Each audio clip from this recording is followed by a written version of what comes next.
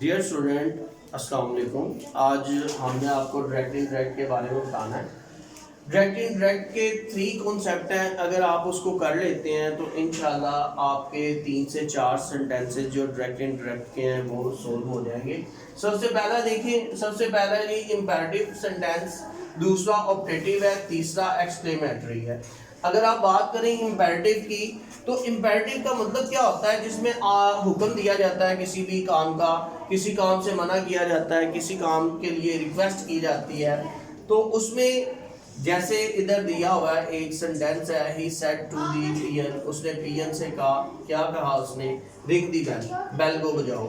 तो हमें पता है कि इधर वो क्या कर रहा है, हुक्म दे रहा है। तो सेड है, सेड को हमने ऑर्डर्ड में बदल दिया। क्यों? क्योंकि हमें पता है कि जब पीएन जो है वो ऑर्डर देगा तो उसको हम ऑर्डर में ही लिखेंगे। टू की बात करें तो ये जो टू है, इसके लिए कॉन्सेप्ट यही है कि पहले इन्वर्टेड कोमास खत्म करने के लिए हम डैड लगाते थे, अब इन्वर्टेड कोमास खत्म करने के लिए टू का इस्तेमाल होगा। नीचे उसने दिया हुआ है इसी का, he said to his master forgive me, उसने अपने मालिक से माफ़ी की दरख्वास्त की। तो आपको पता है जब माफ़ी मांगी जाती है तो उसके लिए बैग का वर्ड इस्तेमाल होता है। इधर चूंकि सेड है इस वजह से बैग आएगा। तो सोल्व करते हुए उसने सेड को बैग में बदला है। He begged his master to forgive him कैसे आया? क्योंकि ही को हमने देखना है, ही को देखते हुए मी जो है आई का थर्ड पर्सन है, इसी तरह हमने ही का थर्ड पर्सन मी की जगह पे हिम लगा देना है। ऑप्टेटिव की बात की जाए तो ऑप्टेटिव का मतलब होता है तमन्ना।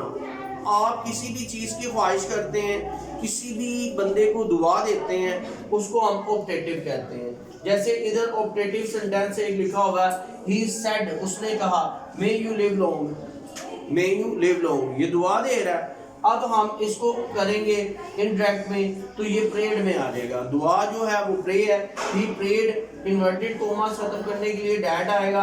I might live long, might कैसे है? क्योंकि कुछ कॉन्सेप्ट हमने इधर लिखे हुए हैं जिसको हमने चेंज करना होता है। जैसे हैज और हैव, हैज और हैव को कन्वर्ट करते हैं हैड में। विल आ जाए वो वुड में जाएगा, शैल आ जाए वो शुड में जाएगा, मे आ जाए वो माइट में जाएगा, कैन आ जाए उसको कुड में कन्वर्ट करेंगे। इसी तरह अगर हमारे पास नाउ आ जाए उसको हम देन में लिखेंगे। ठीक है जी। लेकिन किस में? अगर हम इसको इन्वर्टेड कोमास के अंदर फाइंड आउट करें, सो अगर में जो है इन्वर्टेड कोमास के अंदर आएगा तो माइट में बदला जाएगा। अगर विल इन्वर्टेड कोमास के अंदर में है तो फिर वुड में जाएगा। अगर शेल जो है इन्वर्टेड कोमास के अंदर है फिर शुड में जाएगा। अगर इन्वर्टेड कोमास से बाहर विल इस्तेमाल हुआ है, शेल आ गया हुआ है, हैज आ गया है, हैव है, हैड है, तो उसको हम चेंज नहीं करेंगे, वो उसी तरह नीचे आ जाएगा। ये भी एक कॉन्सेप्ट का हिस्सा है। इसी तरह तीसरा जो है वो हमारा एक्सक्लेमेटरी, जिसमें हम एक्सक्लेम करते हैं, दावा करते हैं। आपको पता है जो सेंटेंस की बात की जाए तो आप किसी भी बात में 2-3 तरह के तासुर देते हैं। या तो आप किसी बात को देखकर, किसी काम को देखकर बड़े खुश होते हैं, या आप किसी भी काम या किसी बात से दुखी हो जाते हैं, या फिर कोई बात आपको हैरान कर देती है। ये 3 जो है हमारी फीलिंग्स को शो करते हैं, सडन फीलिंग्स को, जिसको हमने एक्सप्लेन करना होता है, जिस वजह से हम इसको एक्सक्लेमेटरी सेंटेंस कहते हैं। जैसे वो कह रहा है अब्बोस, बड़ा, हुर्रा, ये अंग्रेजों के साइन है अपनी फीलिंग्स को शो करने के लिए। जैसे अल्लाह, ये जो साइन होता है ये सूरों को शो करता है, जिसको हम सोल्व करते हुए डायरेक्ट में जब कन्वर्ट करेंगे सेंटेंस को तो हम इधर लिखेंगे ही एक्सक्लेम विद सोरो। इसी तरह वाटा, ये हमें हैरान कर रहा है, जिसे हम लिखेंगे ही एक्सक्लेम विद वंडर। हुर्रा की बात की जाए तो हुर्रा एक ऐसा साइन होता है जो जॉय को शो कर रहा है, खुशी को शो कर रहा है, तो इसके लिए हम लिखेंगे ही एक्सक्लेम विद जॉय।